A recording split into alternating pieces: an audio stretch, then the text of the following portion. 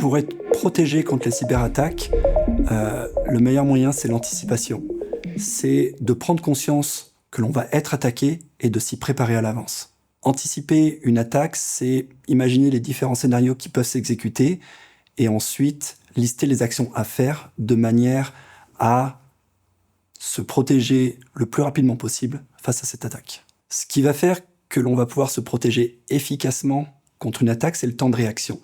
À partir du moment où une attaque est détectée, il faut être très rapide, de manière à protéger le plus rapidement possible, bien entendu, le reste de l'entreprise.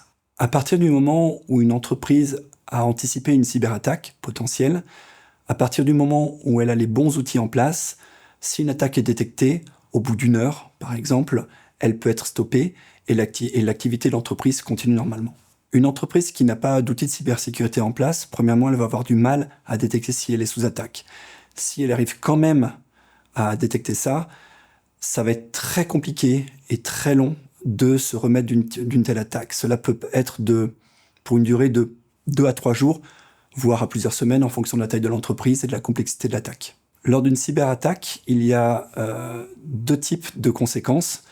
Les conséquences visibles, notamment l'aspect financier. Forcément, une entreprise va perdre de l'argent, parfois beaucoup d'argent. Et il y a aussi ce qui est invisible, ce qui n'est pas palpable. Je pense notamment à la réputation. Est-ce que suite à cette attaque, les clients vont continuer à avoir confiance dans la marque, dans le produit et dans la société? Au final, la cybersécurité, ça peut se résumer en 2 termes. L'anticipation et la réaction. Anticiper le fait que l'on va être attaqué et réagir promptement et efficacement lors d'une attaque.